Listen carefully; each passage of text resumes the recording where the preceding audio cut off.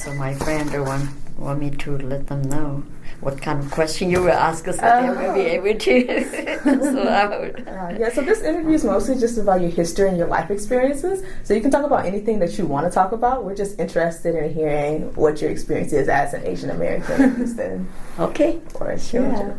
So just start from, I guess, if you want to start from your childhood and like what influenced you and what made you decide to come here, or to start wherever you feel come to United States, you mean? Mm-hmm, yeah. Okay, let me start with probably the year I was in middle school, high school. Okay, let me see. I graduated in 1965 in middle school, and then get into high school. Okay, but before I finished the first year in the high school, and Chinese says has a cultural revolution. I don't know if you have any idea about that. Okay, so they started the cultural revolution, and then the school all stopped, no class in the school, and then we stayed in the school for about, let's see, that's 1968. We stayed in the school for about 1966. Yeah, the Cultural Revolution started. So we stayed there for about 2.5 years. So that then we get into about the end of 1968, and then Chairman Mao started to say, okay, those young kids who are in middle school, high school, go to countryside to learn from peasants. Okay.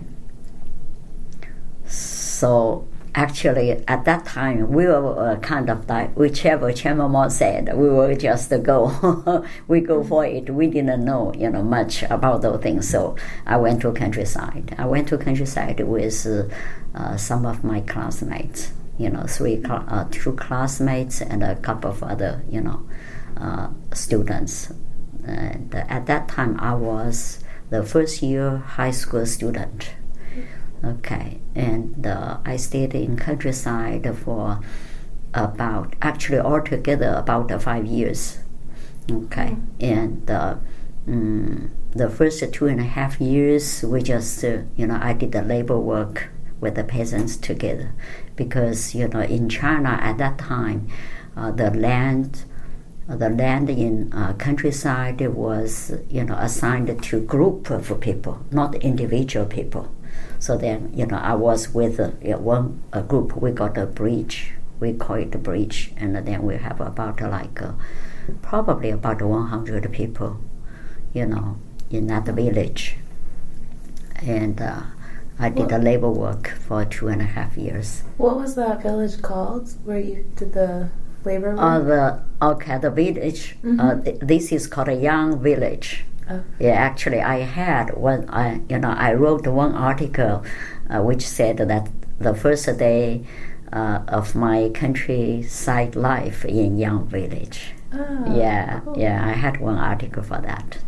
So I went there, and then we did the labor work. And at first, we just feel, okay, we need to learn from peasants or something like that. But several years after, we started to have a kind of feeling. It seems like there is no hope for us to get back to city with our parents and get back to university to study anymore. And I was a good student when I was in high school, middle school. So then I really loved study. And we lost that opportunity. I thought I will lose that opportunity forever. Okay, so I started to learn something by myself. Since when I was in elementary school, and I was in a vanguard school, elementary school, so I learned some English there, and on the 5th grade, 6th grade. But when I get into middle school, I was assigned to a class, to learn Russian. Oh.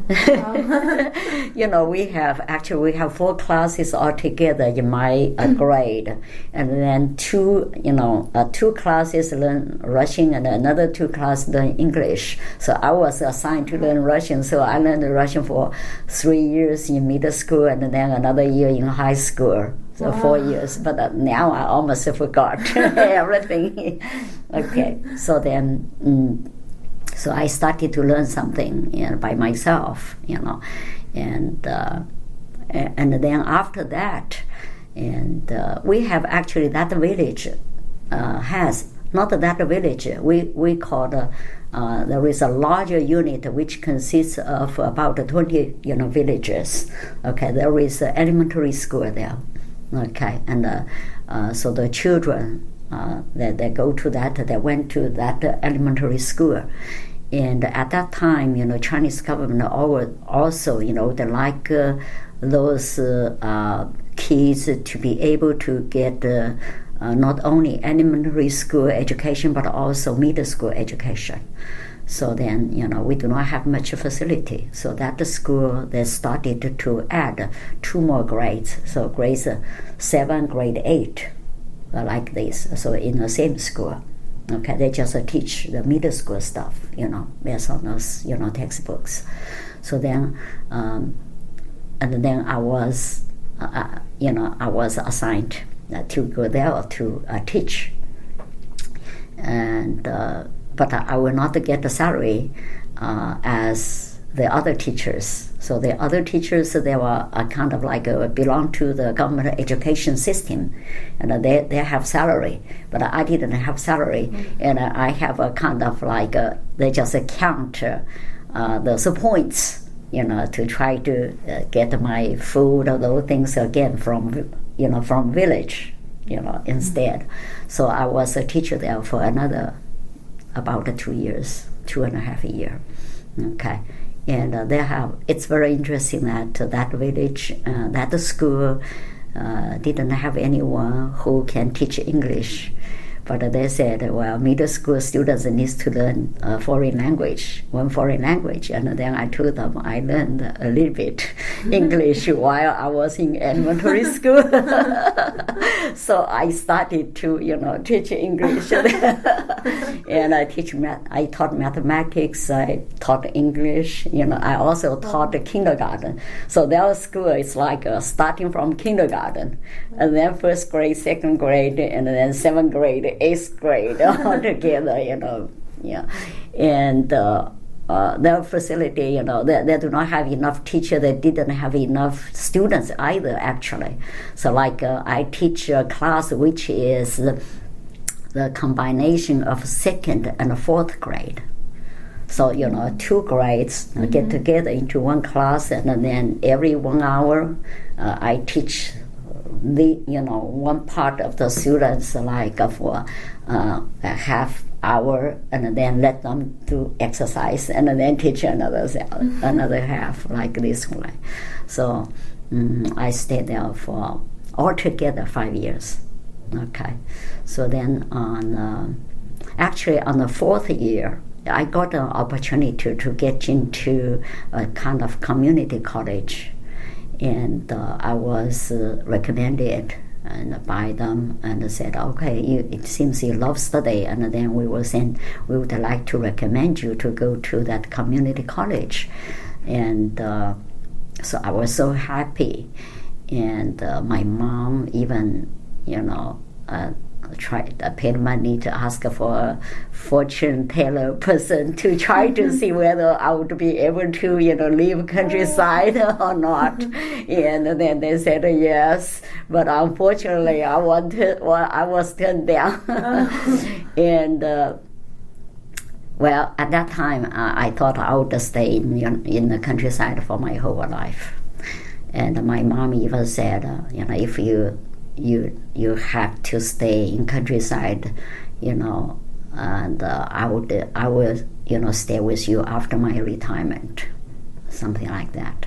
Okay, but things changed the 2nd year, and that's 1973, Deng Xiaoping got back on the stage, let me say this way, because Deng Xiaoping was criticized by Chairman Mao during Cultural Revolution, and as he got back to stage, he said we need to not only consider about the politics things, but also we need to have our economics be strong. And so he started to try to do a lot of things to try to bring up the economic part. But then he was step down, stage up, step down, stage up, something like that. And in 1973 he was stage up. And then he said, whoever wants to go to university need to, recommendation is important, however, they need to take examination. So then that is a kind of, favor to me. And so then I was recommended. So our whole community, we have 20 big bridges, about 20. And then they said, and we have I don't know how many, probably 800 young kids like me who were sent to that that area. And then they said there are 4 people who can go to university. So we have several hundred, 600, 800, something like that. So then they recommended 12 students. So I was one of them. So then they said, well, we recommended you, and after that, it all depends on you. If you are able to get a high score, and then you will be accepted. Okay. So then I went there, I took the examination, and fortunately, I didn't give up during the time I stay in countryside. But I did feel very sorry for some of those kids who are really very nice, kids, and then they were very good students when they were in school. But after they get into countryside, they didn't touch book. They didn't touch textbook. So then I took the examination, and then I was accepted. Okay, I accepted. And actually at the time when I apply for the admission, we need to fill a form, right? Say, what is your, so which university you would like to go. I dare not to fill any good university. Instead, I just, filled the university, which is called Yangzhou Normal University, which is a local university. Yeah. And then because I was afraid, they just do not let me leave.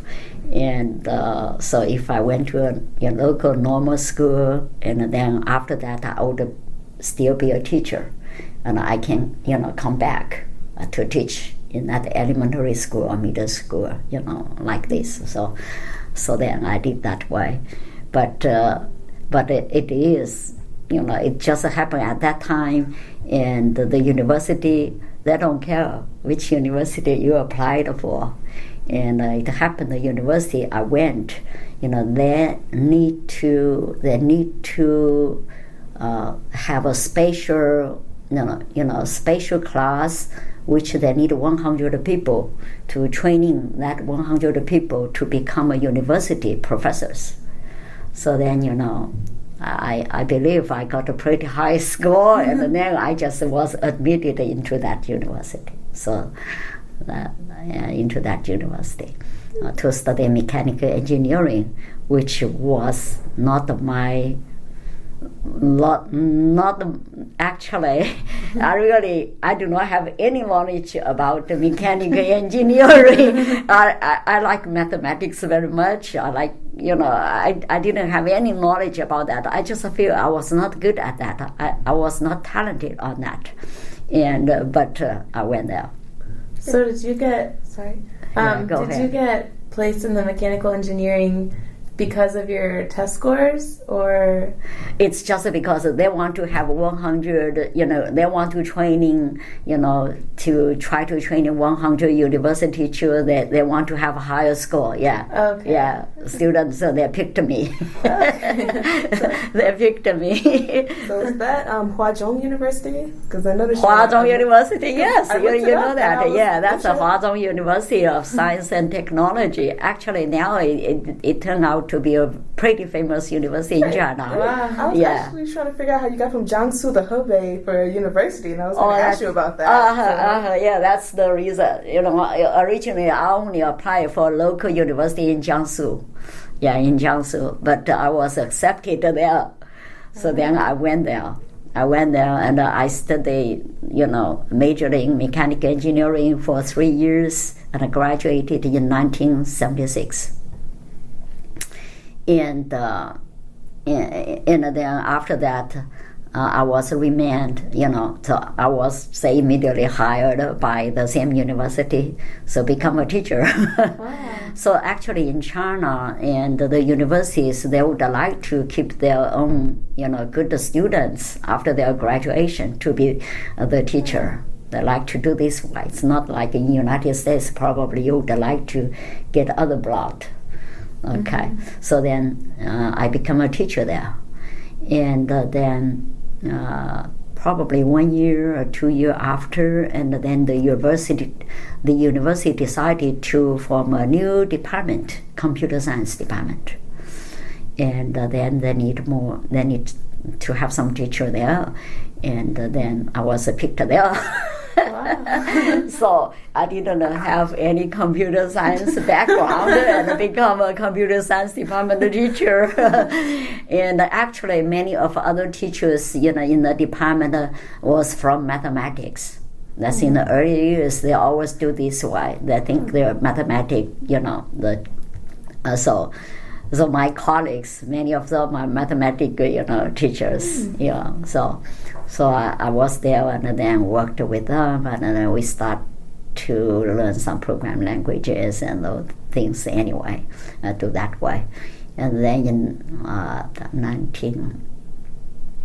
1977, in 1977, actually after I got into university in 1973, and just 1 year after, Deng Xiaoping stepped down again.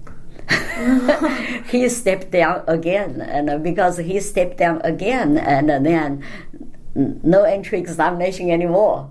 So then they continue to just a recommendation. So if you are recommended, then you will be able to get into university. So therefore the quality of the students dropped down definitely, because learning, they do not need to take an entry examination. So as long as you are very good, doing labor work in countryside, probably you would be recommended. Okay. So who wrote those recommendations? Okay, usually, like in my village, now we have a bridge. Bridge has about 20 villages. Okay, and above a bridge there is we call a commune. Okay, there is another layer. Okay, recommended by that layer. Okay, but they probably also sometimes they get the opinion from the from the bridge head. Okay, something like that. But because that's a big difference, comparing with working in countryside. So things happen. For example, some people probably they have a good relative that know head or something, and they got the opportunity to get to university. So that's what the people say, backdoor. So they went to university, through backdoor, instead of like a fair competition, something like that. Yeah. Okay. But then, that lasted for another couple of years until 1977. Deng Xiaoping got back again. He got back to stage again. 1977, at that time, Chairman Mao has already passed away. Chairman Mao passed away. And Deng Xiaoping, people, started to feel it's very important to develop the economic economics. So then they got the Deng Xiaoping back, and then at about I think about the end of 1977, and end of 1977, yes, Deng Xiaoping announced, I'll say Central China, okay, the committee, they announced, say, well, Deng Xiaoping said, whoever wants to go to university, okay, has to take an entry examination, okay, and there is no one who can fight against the people who are in your unit, work in your unit to take an entry examination. So that's a really big mandatory favor to us, those young kids who are either in countryside or have already get back to city to do some other things. Like my husband, actually, my husband stayed in countryside for about 2.5 years, and then he got the opportunity to get into our county troupe because he played flute. He played flute, and then he gets into there, so he does not need to. He did not need to go to any labor work anymore. He left. And then in 1977, because Deng Xiaoping said this, so all those people who originally were in middle school, high school, even elementary school, as long as you think you are able, you want to go to university, you can take an entry examination. So that's 1977. That's a big year. So if now you talk with the people, talk about, did you get into university in 1977? And if they say yes, they would feel very proud of themselves. Because at that time, I don't know the whole country, how many young kids there think this way. So the only small percentage of the people who are able to pass the entry examination. The competition is very high. Yeah. And my husband, when Cultural Revolution started, my husband has already get into his 12th grade. He almost finished all those, high school, study. But he lost the opportunity to get into university in a regular, because of Cultural Revolution. So then he took an entry examination in 1977. Okay. Before that, he thought he would never have the opportunity to get into university. Okay. And my brother was in 4th grade in elementary school when Cultural Revolution started. And he took entry examination in 1977. And then he was admitted also. My husband was admitted, he was admitted, my nephew, I have another nephew, he was also admitted. So they were all very good students while they were in school, but lost the opportunity for that many years. So in 1977, they all, got admitted. But actually, the Jiangsu province, I was born in Jiangsu province. The Jiangsu province, the whole province, because there were too many candidates who applied, registered to take the examination, and the Jiangsu education system, they believe there were too many. And because the whole country then will have the, examination, they just think that's too many people. They said, well, let's make the first exam to, just try to drop, the big percentage and let those winners to take the second examination. So then, so my husband and my brother and my nephew, so they all took the first examination, and then after the first drop, and then they took the second examination. Even the second examination, that is 29-1. So that means, 29, candidates, there is only one who was accepted. So after the first big drop, so, and that is about 1977, 2007, 30 years after that, and a lot of articles, they started to try to celebrate 30 years, anniversary of those 1977 students. And then they started to announce all these numbers. And then I say, I knew it was very, very difficult. And I didn't recognize that is so difficult, so they get into university. So, my husband just applied for the same university. So then we reunion, say this way. At that time, I was a teacher, he was a student. So his classmates and, my colleagues, we all joke at him. Say, your wife is a teacher, you are a student. Something like that, yeah. And then, though I was a student, I was a teacher, but I still feel kind of like, I feel kind of, especially after my husband gets into university, gets into school, and those students like me, who were hired immediately after our graduation, we feel kind of we need to learn more. We need to learn more because, 1977, 1978, those students took so hard, examination. And after their graduation, definitely they get a regular, education, and then their quality will be higher than us, very much likely. So though I believe that, our group, my group, they all love, to learn.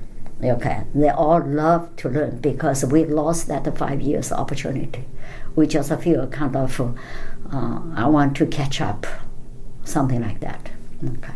So then in 1978, 1 year after this, 1977, in 1978, and the university started to say, we want to also develop the graduate program. So they started to, recruit graduate students. Before that, there was no graduate students. Okay, so they stopped, during Cultural Revolution. So they said, we want to have graduate students. And then I plan to take an entry examination to get into graduate school. Again, it was very, very hard because think about during Cultural Revolution, those students who were in university already, okay, and then they graduated, they were, sent to, different department unit to work there, but many of them were assigned a job. And because at that time, after you graduate from university, you belong to government workers. Okay, so then government assigned you job. Like one of my brother, older brother, now he graduated from Nanjing University, another pretty famous university in Jiangsu. A top one university in Jiangsu.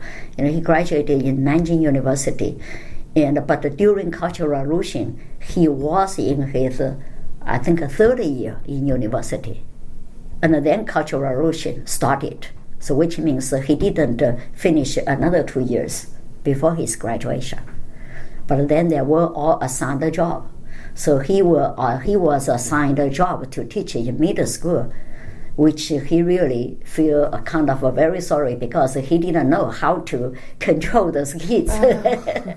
He feel, he couldn't, he feel he liked to do research.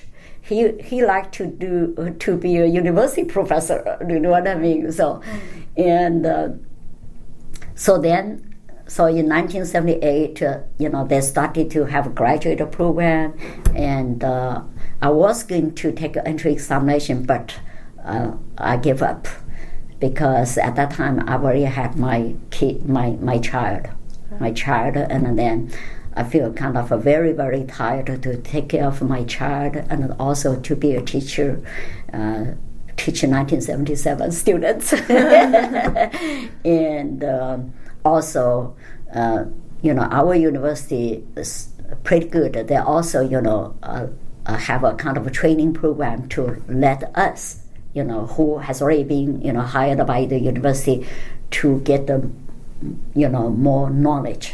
Okay, so they arranged a professor to teach us young teachers. So therefore, I was very busy at that time, and sometimes not very healthy even at that time. Hurt my body a lot.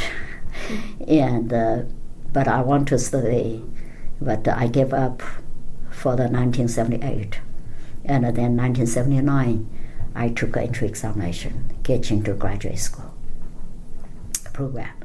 So then because at that time, I was a computer science teacher already, right? Mm-hmm. So then I applied for computer science. I was accepted, into the computer science program.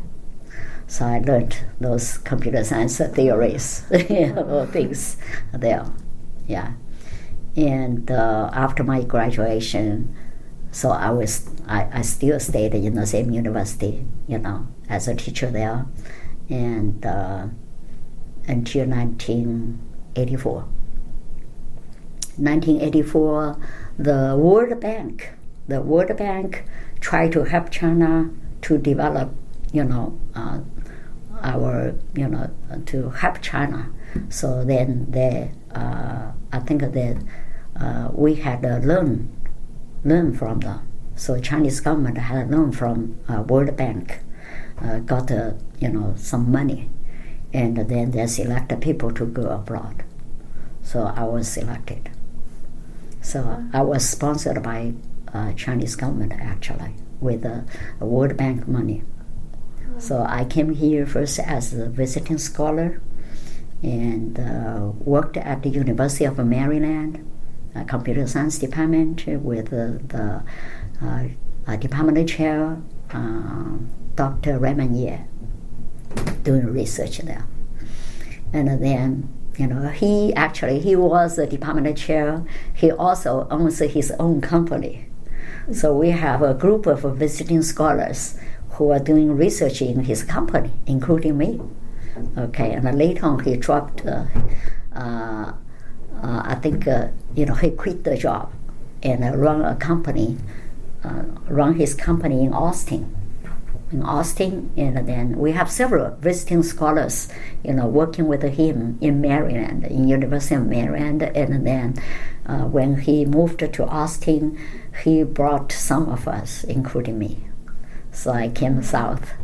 And then I told him, and I said, well, I want to go to university to study for my PhD. So then I came to Houston. I studied at University of Houston for my PhD. So I came to this library a lot while I was a student. So when you say Foundry Library, I didn't know the name of this library. I thought the Rice Bay have several libraries, Foundry Library. We came here a lot to try to find some materials. Yeah, my son also graduated here. Oh. Yeah, he graduated here. Yeah. So then I studied for my PhD, and then I got a PhD from University of Houston, and then got a job at Sam Houston State University. Okay. Yeah. Wow. And so how were you reunited with your family after did you go back to China afterwards, or did you just stay here? Actually, I stayed here by myself from 1984 to 1986. Okay, about 2.5 years. At about the end of 1986, and the Chinese government started to, the policy become more open. So more open. They said, well, if you would like to invite your spouse to come to United States, you can do so. But before that, they just do not want to do that way because they were afraid you would not go back, right? They spend money on us, and if we just stay in United States, that's not good to the Chinese government. So then, but in 1986, at the end of 1986, at that time I studied in University of Houston for 1 year already. So I started in January. And then my husband and my son came in November. in November. Yeah, and then Chinese government, begin to be more open, and they believe that they just say, well, you're welcome, definitely. We would be very happy if you can come back and serve for the country, and they believe that even though some of us do not, go back, and it definitely will still be helpful. And so for the exchange program and those things, I think the Chinese government did the right thing. And I feel actually that is a fact. And though many people stayed in the United States, and it really also helped the China, the exchange, helped a lot. We have like our university in China, and the president and the deans and the other people, they come to visit in United States. We all host them, right? And when we go back to China, and then we'll visit our university, and then can give some seminars to them. So okay. So those first years when you first moved to Maryland, and it was a totally new environment, what was that cultural adaptation process like? I mean, how was that? That is true. Yeah, that is true. And actually, first several months was okay with me, because we have so big a group of visiting scholars together, and then every day we took the university bus together, we go shopping together, we even live together, because our boss say our boss, he has some houses, he has some houses, he just let us stay there. And we were sponsored by Chinese government, so therefore we actually do not need him to pay us. Yeah, that's a kind of free research for him, and but we also learned. We learned, at that time he was very famous in software engineering. So at that time he asked us to develop a system for the program generator. But the program generator at that time was really, really new. And I didn't know what that meant. And we just tried forms, buttons, those things, and I didn't know anything about that. We just tried to write a program to draw those forms, draw those buttons, and then try to make it work in somewhere like what we guess. Until 1986, I think, beginning of 1985. And when I was moved to Austin, and then I found a Macintosh has those graphic interface. So you see. And then in 1986, I found Microsoft Windows started to have graphics user interface. But actually, my boss he was very famous in software engineering. Yeah, he has already predicted that and just asked us to do something. We just, unfortunately, we didn't know much about that. But then I found, what he actually asked us to do is very much like a Visual Basic. But that's about 10, 15 years after Visual Basic was get on market. So you see, yeah. Wow. A lot of difficulties after I get into University of Houston, actually. At that time, I was, I drove here by myself. And I hate to say drove here by myself. And, I bought a car in Austin in order for me to come to University of Houston. I bought a car, a used car with like $750. Okay, a very old Chevrolet. But before I came here, I never drove on highway. Oh. So every day I just drive from where I live to the company, to my boss' company, about 2 miles, local. 2 miles local. And, when I took the road examination in Austin, and then the policeman said, okay, drive, go ahead, I drive. And then, but I need to try to remember. If you met a red light, stop. If green, do something. I try to remember what I learned from the book, Yeah. And then there is a green light here, and he said, turn right. I started to think, do I need to stop before I turn right? Or I should go ahead and turn right? And then I told myself, to be safe, stop first. So I stopped at the green light, and then it's just, the police, he said, go. And I said, go, turn right. And then I failed, definitely, first time. And then he has a comment there, says, stop at the green light, almost cause accident. So and then I practice again. One more week. I need to get the driver license in order for me to drive to Houston. So I went there, and then actually, and after that, I tried to go through that test area. Try to make me familiar with that area. So my American friends help me. He sit behind, beside me. And I drive a lot, so I passed the second test. And, when I drove here, and then I have a friend, another Chinese friend, a business scholar, he said, okay, Ji, I will go with you, and I will help you. So he sit, on the vice driver, associate driver's position, and then he said, you just drive. I will tell you stop and turn. And so then, he just tell me. So I drove a highway, and after that, it seems it's fine after I drove that highway.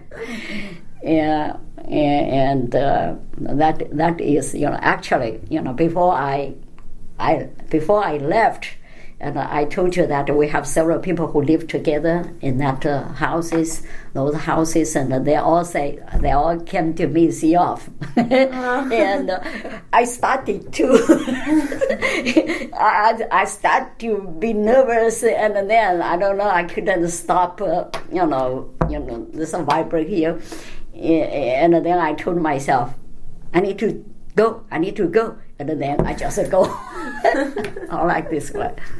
Anyway, and actually first semester studied here. Actually, let me say this way, I don't know whether I should say I was lucky or I was not lucky. Okay, the first day I went to orientation. So for international students, the International Studies Office, they have a orientation for us. I went to the first station, and the advisor, the international advisor, a lady who was Debbie, she was so nice. And then she said, oh, you are a PhD student? I said, yes. And then she said, oh, our office, we bought several computers here. We asked your department chair to assign an IA for us. He just didn't do that. Can you be an IA? Can be an IA? And I said, well, I don't know. What do you need me to do? And then he started to, he gave me those materials and all those manuals and the, CDs, those things. And then I said, let me go home and read that and let you know whether I should do that or not. Actually, what I really meant is I need to call my friend Ted in Austin, another American friend. He is very good. He is very smart. And then I asked him, I said, well, I was offered an IA. Do you think I should take that? I never did this before. I just programming. I'm very good at the programming, but I never did administrator work before. And he said, go ahead, take the job.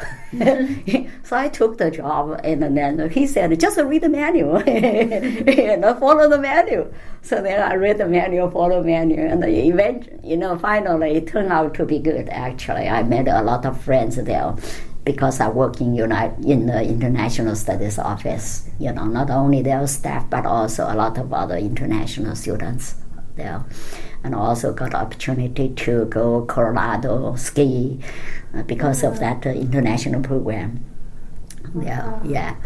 And so then I was hired there and started to work there 20 hours per week.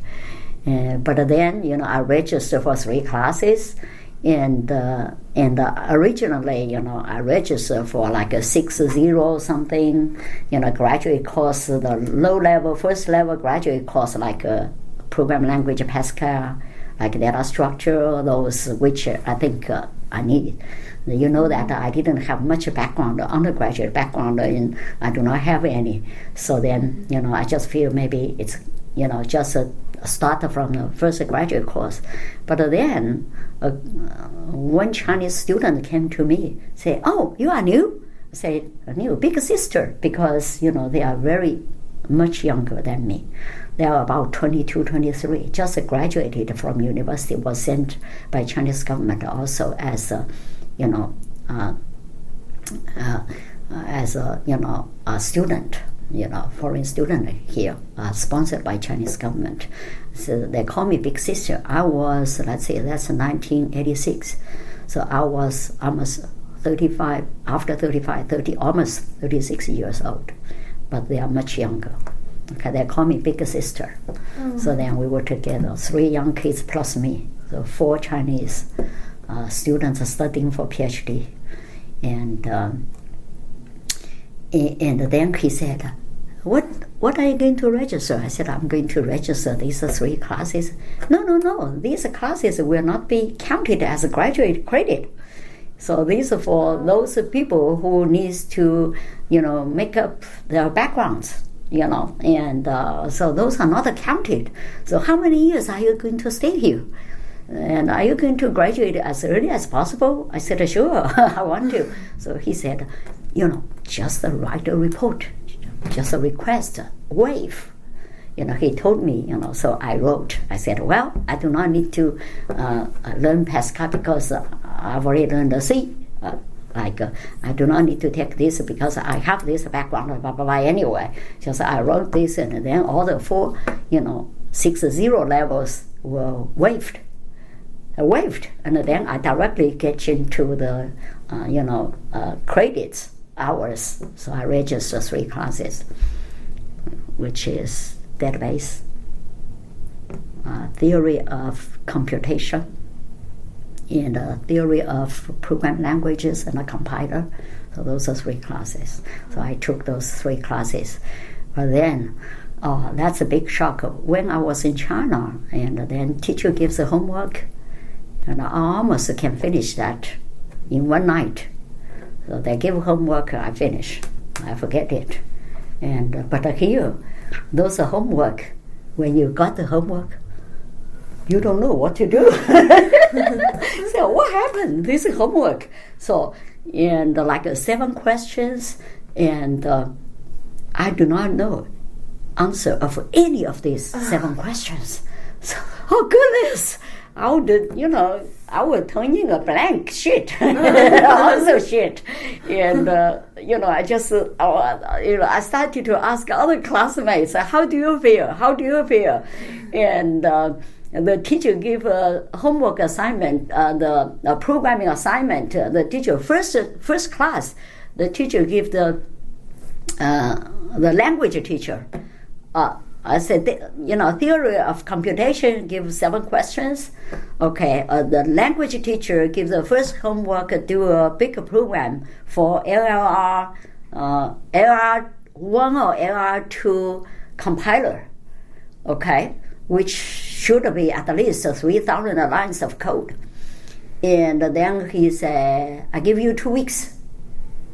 And also 5 theoretic questions, okay, I give 2 weeks.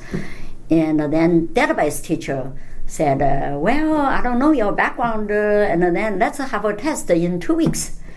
So therefore, you started to be busy now. You started to be busy. And I just feel, I never want to study overnight before I came to United States, because I was a kind of like, try to be efficient. So whenever Whenever, for example, I get into library, I always have my watch, take a watch off and put here. So first 20 minutes do this, next 20 minutes do what. So then so my progress will be counted in 20 minutes or something like this way. So very efficient, I feel that way. So I sleep a lot.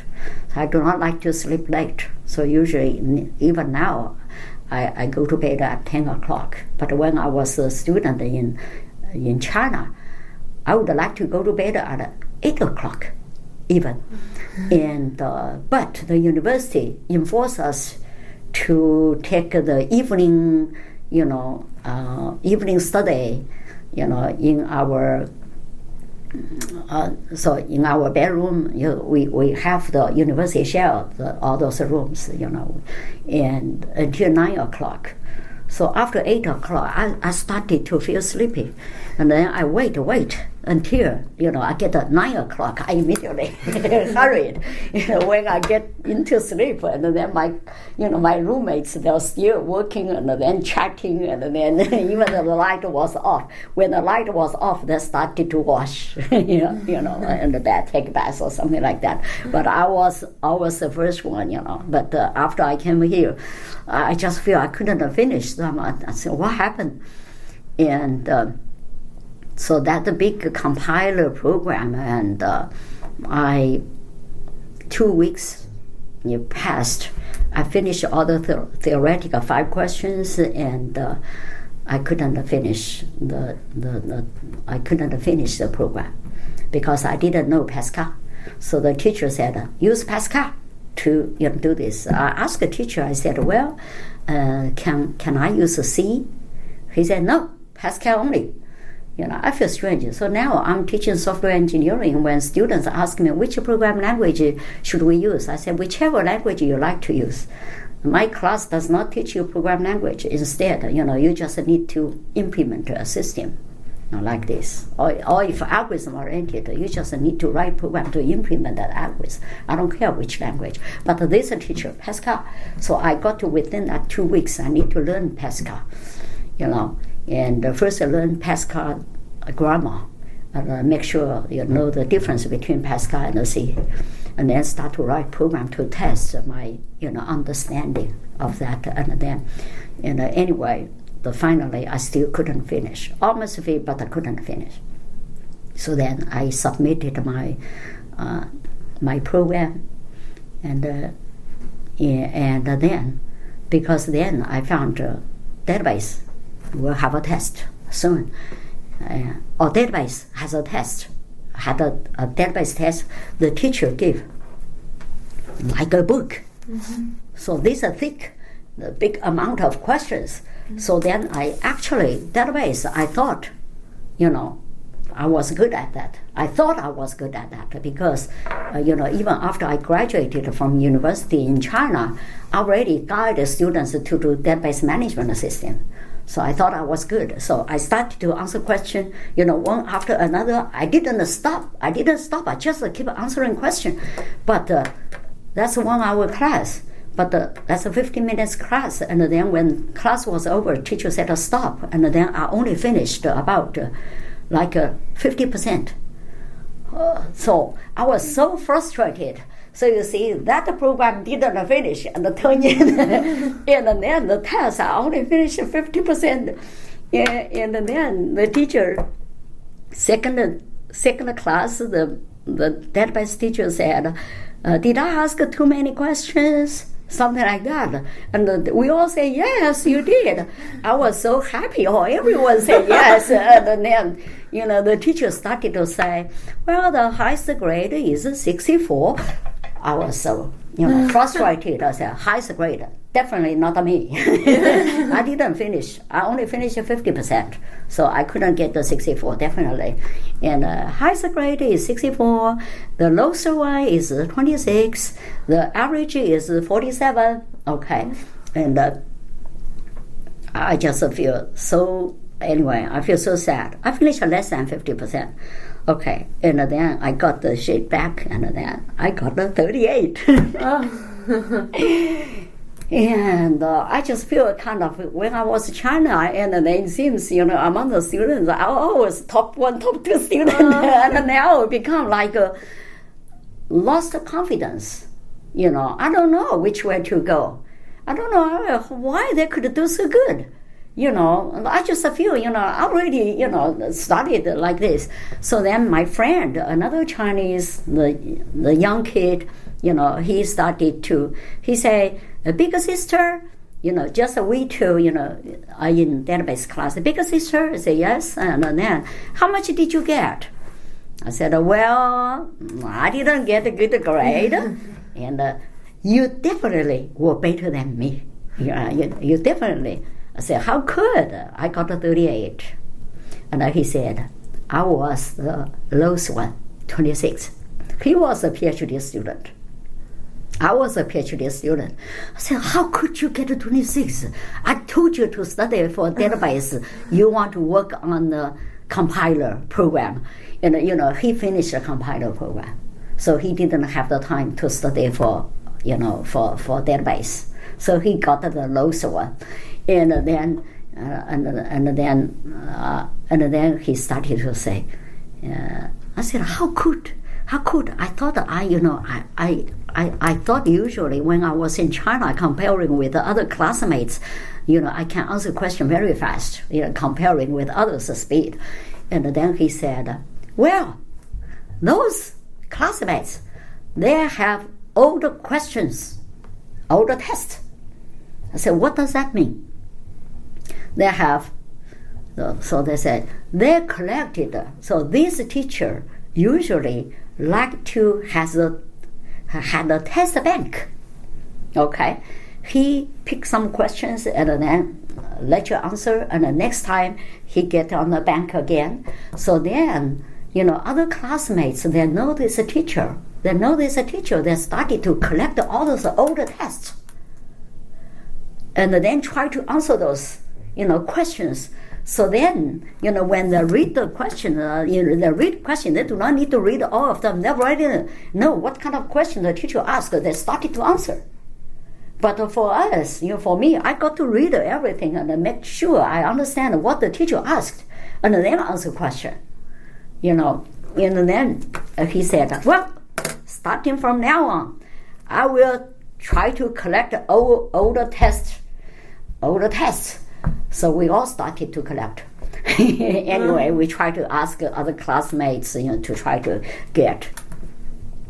And then that teacher, the second examination that the teacher gave, and I really prepared a lot, practiced a lot, and then I can do that very fast. And then that teacher came for the second examination, and he asked a question.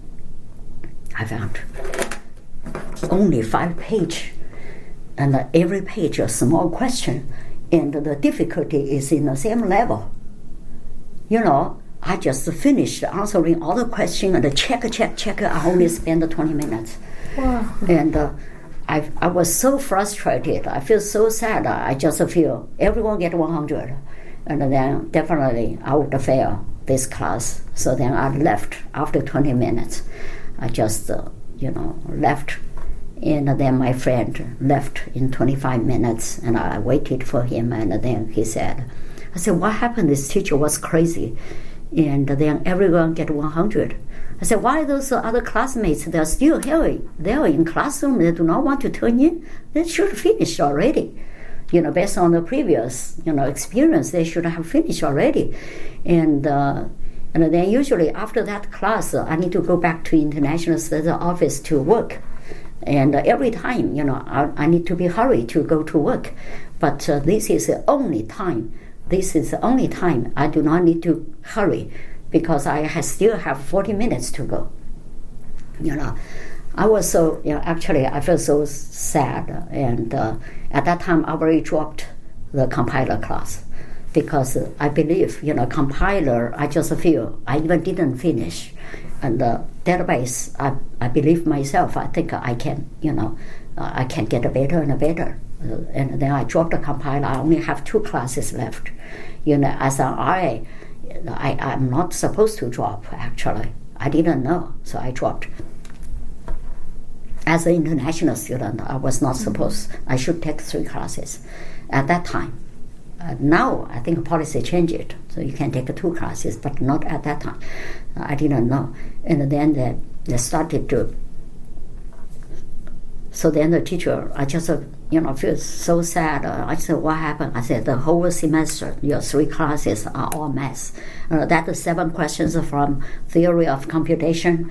I couldn't finish all of them, and then I finished part of them, and then several days after I finished some more. I talked with other classmates.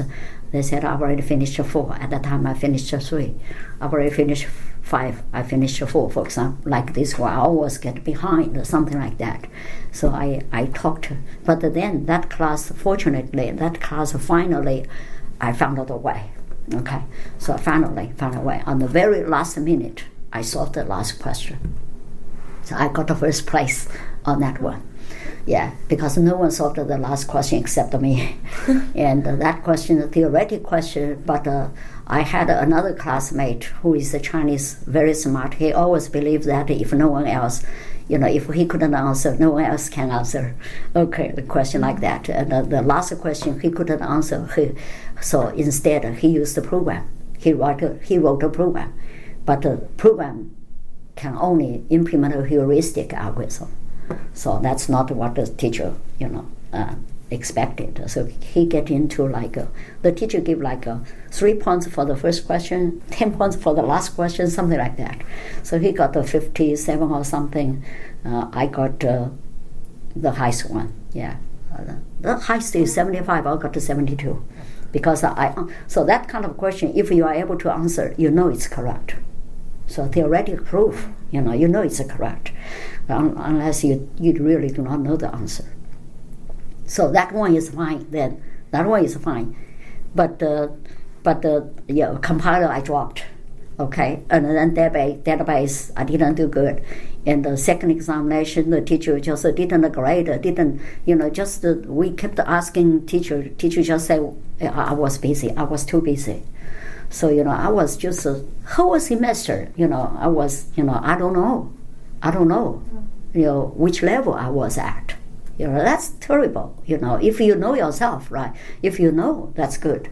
I didn't know.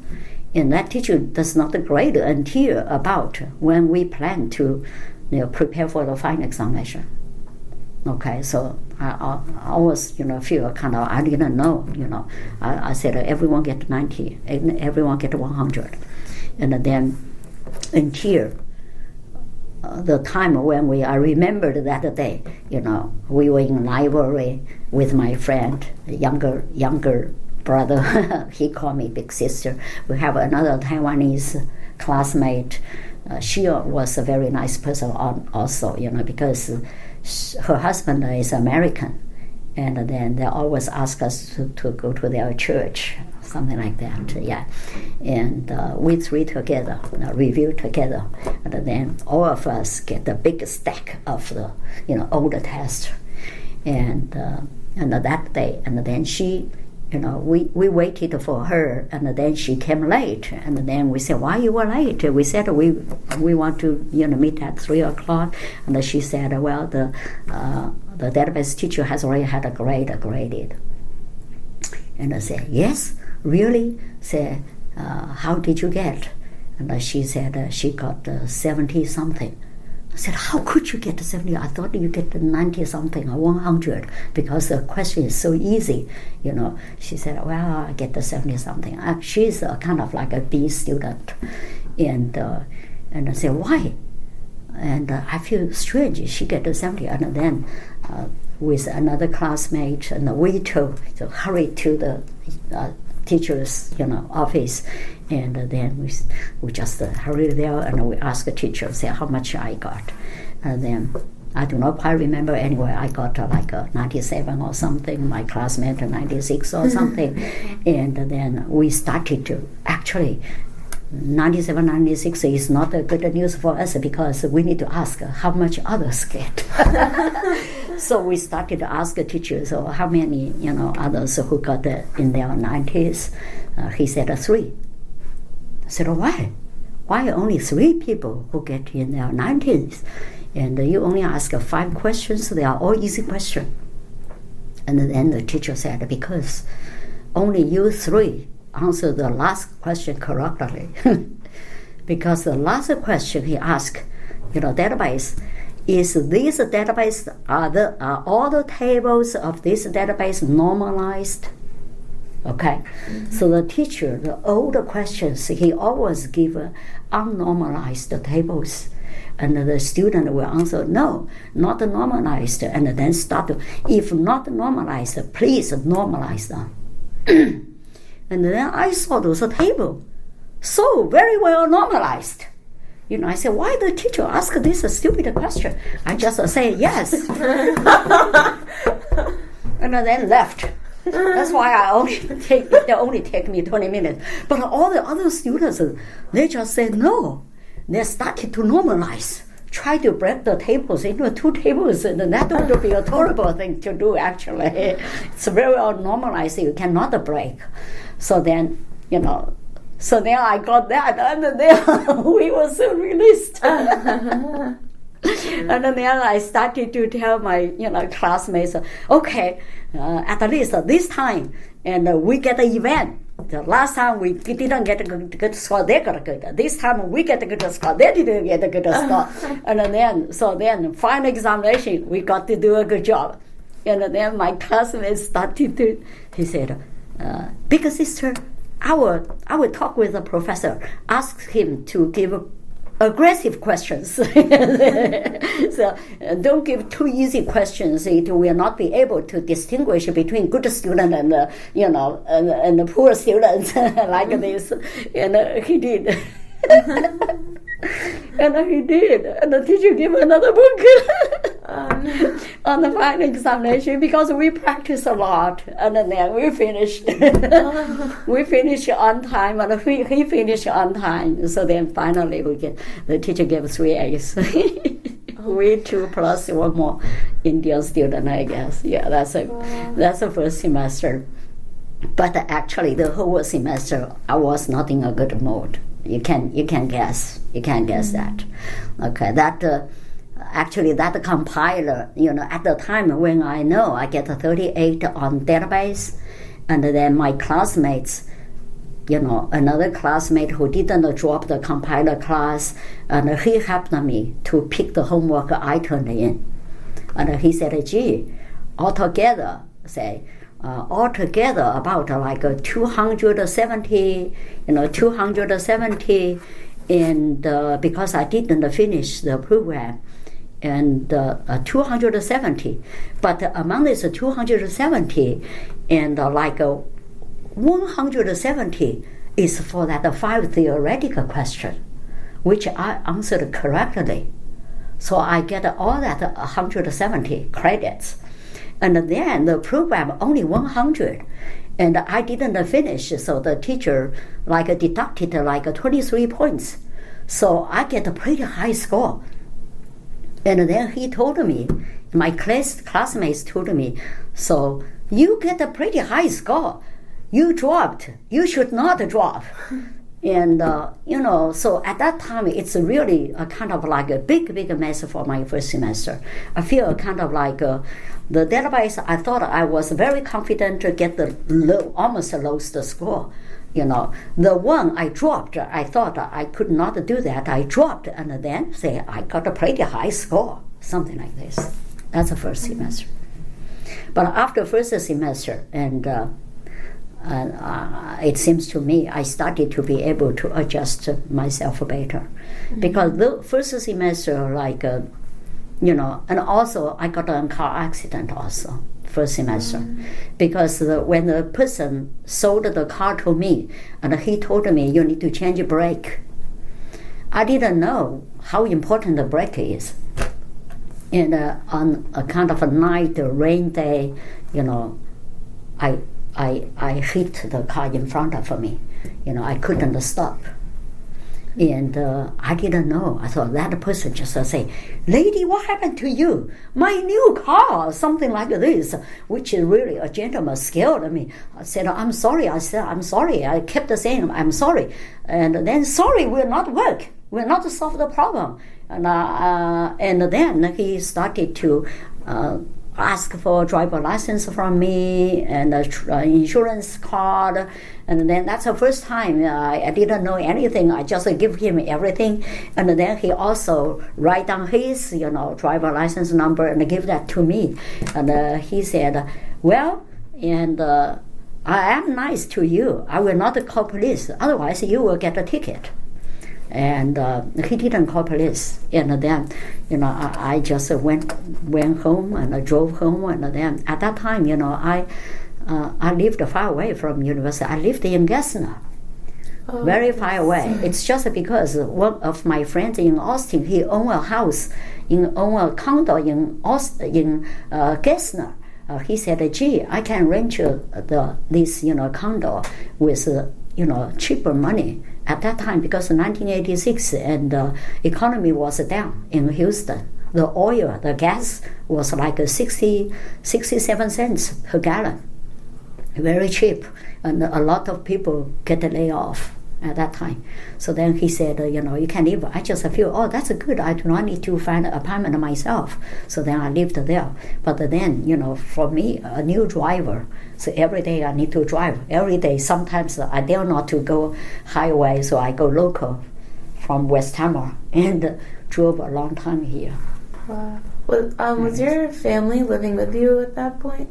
Like, were they here? No, your husband and at the time when I was an accident, no. At the time that's the first semester. My husband and my son came here at about the end of second semester. Oh, okay. Yeah. Otherwise, I couldn't. I dare not to get them here.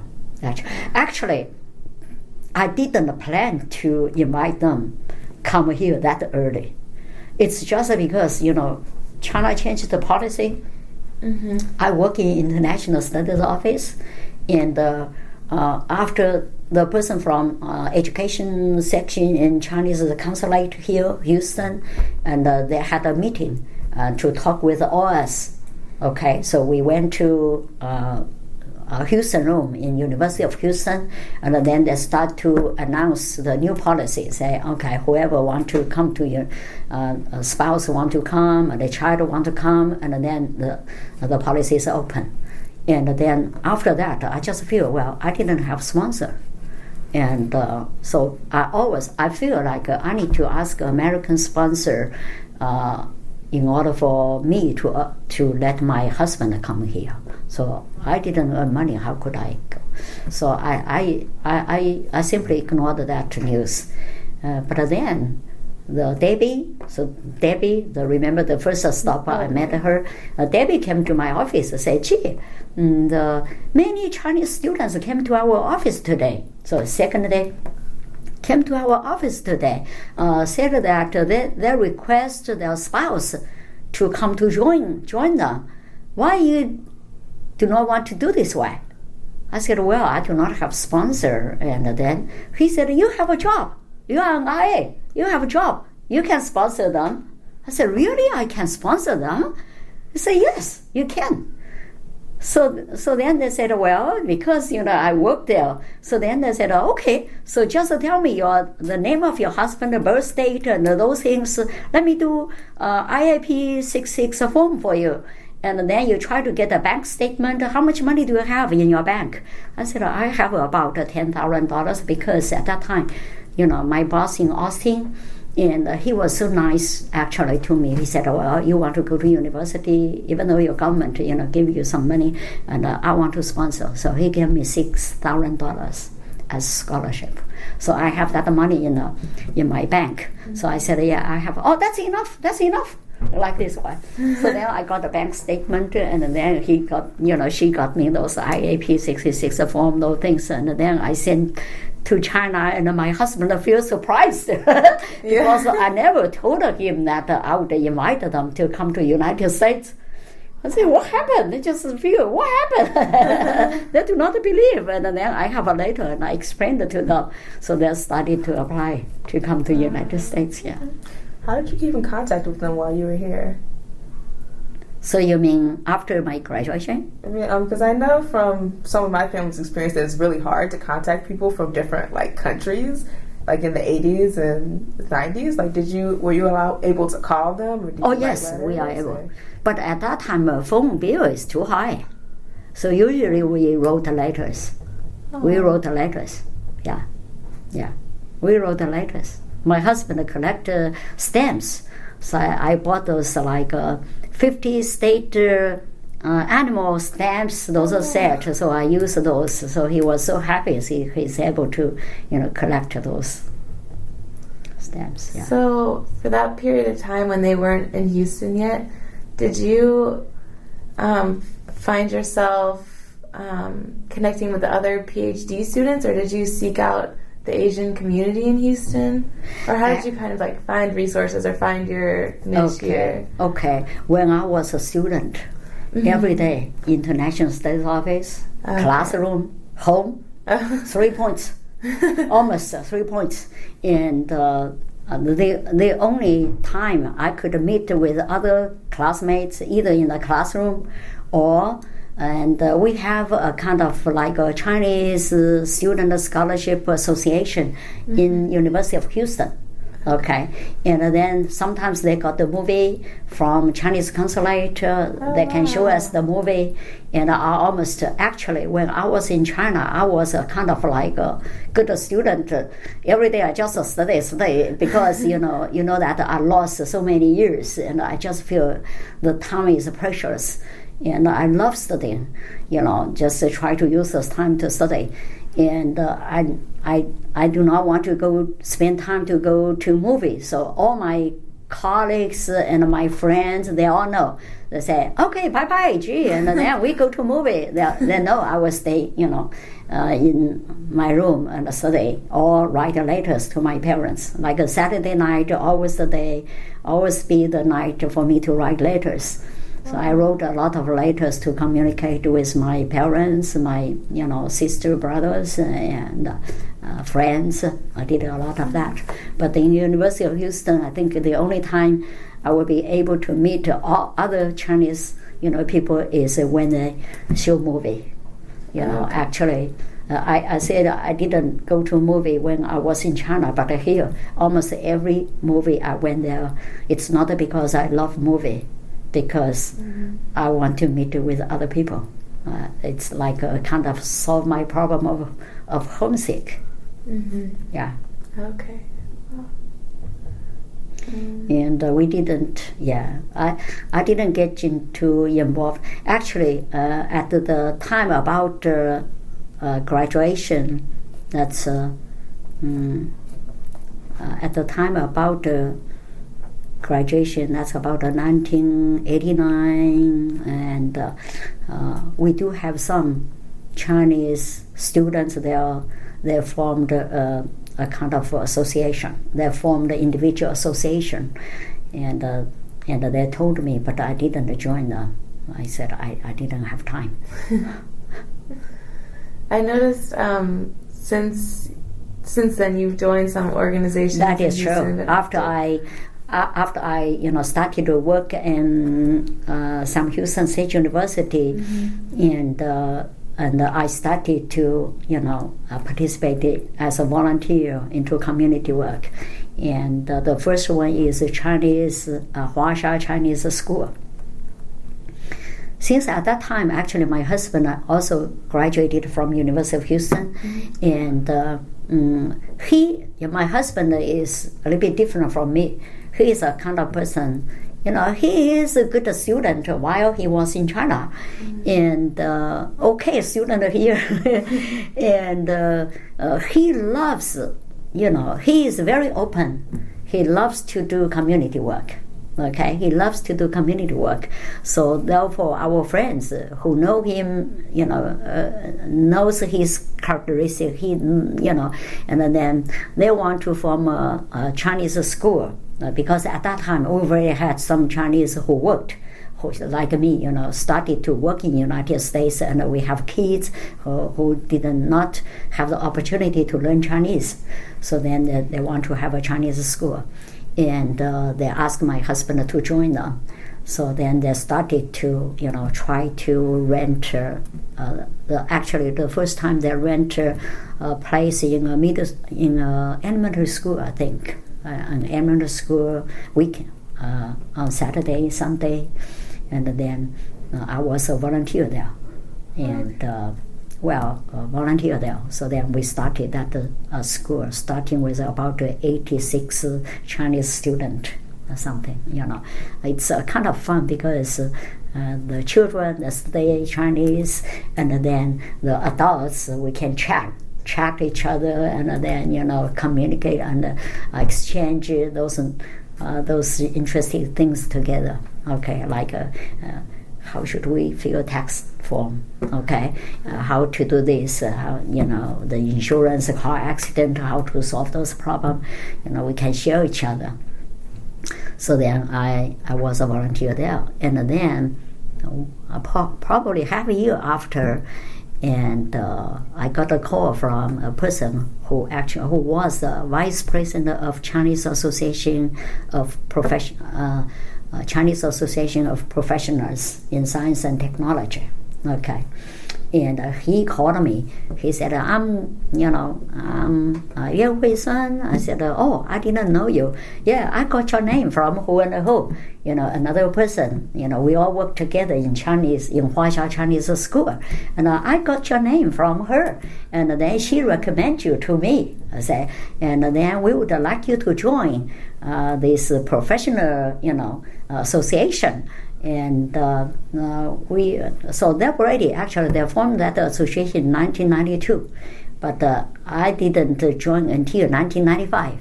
Okay, and then they said they have those activities, they have seminar, and then he said,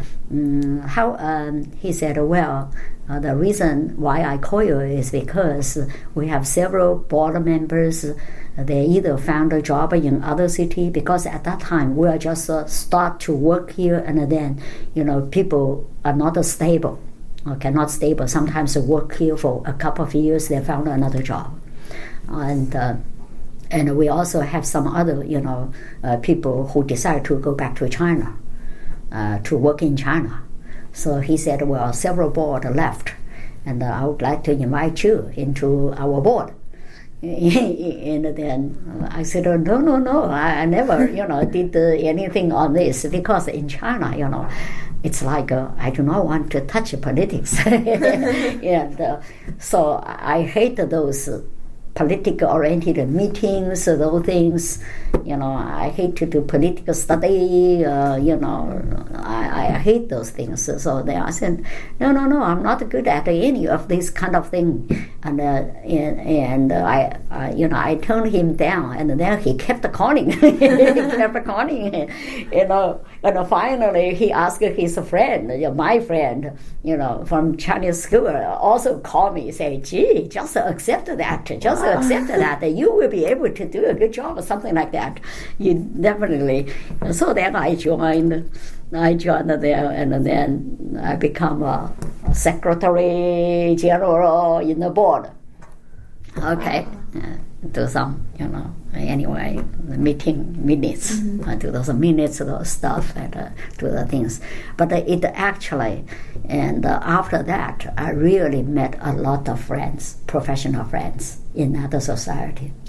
So I get heavily involved there, and we had we actually organized several international conferences, and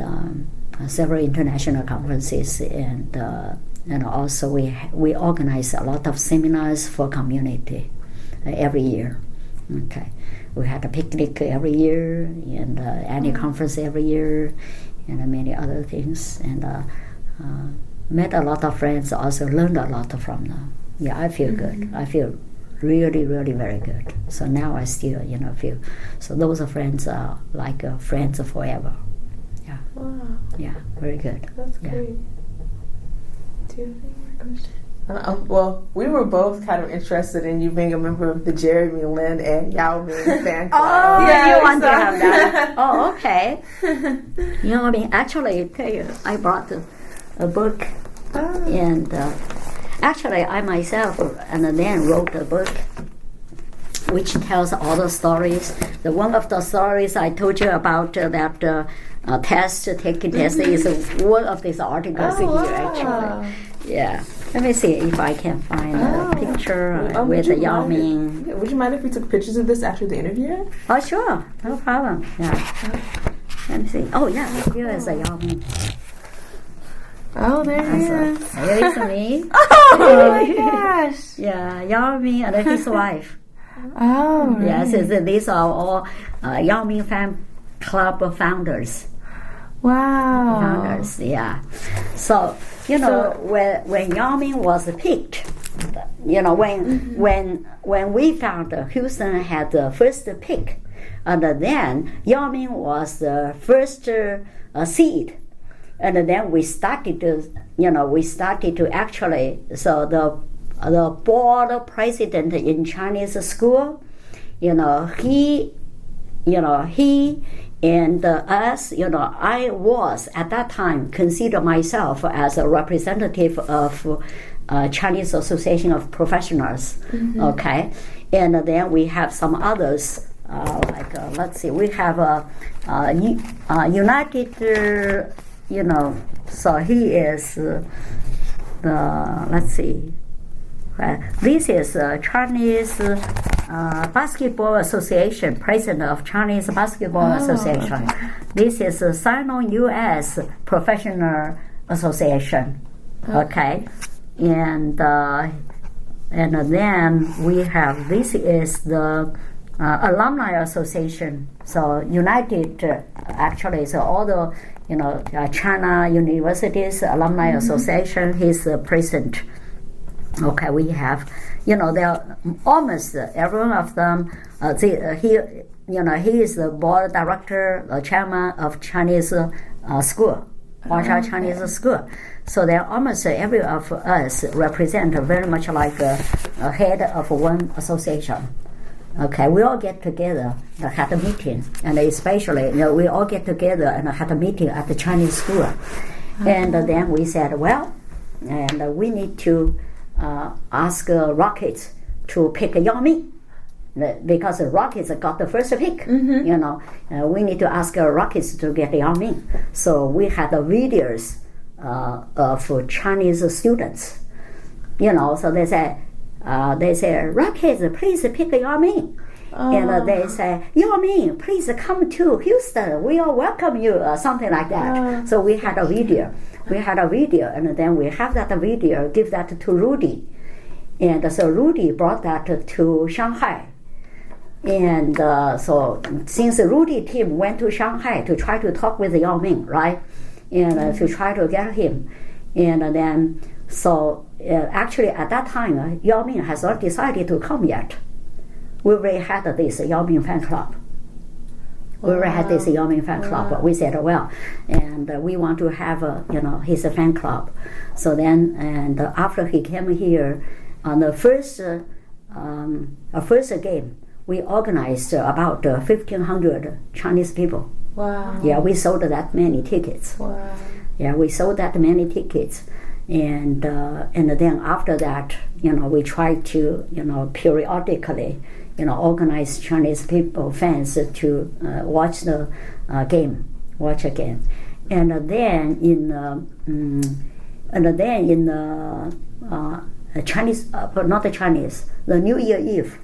So December 31st, New Year Eve, because at that time it's been several months, right, from the start, and we sold a lot of tickets, for Rockets. So definitely Rockets like us very much. So then we started to talk with the Rockets. We said we want to have a picture with Yao Ming, and then we had a deal. I said okay. So not only we will let you to have have picture with the Yao Ming, but also all your founders, everyone, we will give you forming Yao Ming and the whole Rocket team signature ball, basketball. So I have a basketball in my house. Wow. I have a ball. Yeah. We organized a lot of. We had a meeting with the Yao Ming, and then after Yao Ming left, and Joey during Ling came, and then this club then become Ling's Club. Ling's Club, yeah. That's great. I guess I just have one more question that's kind of like, how have you you've already mentioned kind of some of this with the community built here and everything, but I guess how do you maintain your ties to your culture here while being so far away from China? I know you have, there's a strong community of immigrants here. But actually, Chinese community, we try to, so I said number one, we have Chinese school, teaches Chinese kids, So now Chinese school not only have, most of them still, Chinese, children, kids, but also we have some American there, to learn Chinese also. Cool. Yeah. And then also, a big thing in China is the Spring Festival. Spring Festival, which is very much like a Christmas here. Okay. In Spring Festival, we always have a big celebration. So, like a Spring Festival, I am also a board member of Jiangsu Association. Jiangsu Association is formed by all those people who came from Jiangsu. Either you were born from Jiangsu, it's just like a state, Texas state. Jiangsu is one province. Okay. Yeah, was born from Jiangsu, or you studied in Jiangsu, university in Jiangsu, or you worked in Jiangsu before, and all those people can join this association. Yeah. So this association, and we just started a couple of years ago. Every year, Spring Festival, we have a big dinner together. This year, we have about 500 people together to celebrate. We sing Chinese songs and have dancing, Chinese dancing. We have lion dancing, all those things. Yes. And actually, we call Chinese New Year, Lunar New Year. We call Chinese New Year. So in Chinatown, there were a lot of activities there. Yeah, almost every association, try to have a get together, to celebrate. Yeah, our alumni association, the university I graduated from, Huazhong University, our alumni association this year, we had, we did the dumpling egg rolls by ourselves. And we cook some, vegetables which you are not able to buy in even Chinatown, because we planted ourselves. Oh. So only that area, can plant. I don't know why Houston is so good. The climate is so good. We can plant that. And on that day, every alumni, whoever planted that, bring that vegetable there. We cook together. Wow. Yeah, we cook together. This year we have about 200 people showed up, just from same university. Think this way, same university, and with 200 people, including kids. Yeah, maybe probably 150 adults and 50 kids together. Wow, that's great. That's a big thing. And every year, every time in Spring Festival, and usually every family. So we will call our family in China. My parents passed away, so now I will call my brother, sister. My son in China, he will call me. Okay, my son works in Shanghai in China. Wow. He will call me. That's a kind of Chinese, tradition that like a lower level, the children should call their parents, greeting them, and then say some good thing like long live, like be healthy, strong, and everything is smooth, something happiness. Say these things to their parents, grandparents. Yeah. So every time during Spring Festival. And we all felt that the line is busy, calling China. Wow. Yeah, line is busy. Wow, that's great. We'll do that way. Yeah. Wow. Do you have anything else? I have no more questions. Okay. Yeah, that was really interesting. Thank you so much. No problem. You're welcome. Yeah, I guess that. We just need to take a picture. Oh yeah. Okay, sure. Oh, let's see. We can take a picture of this book.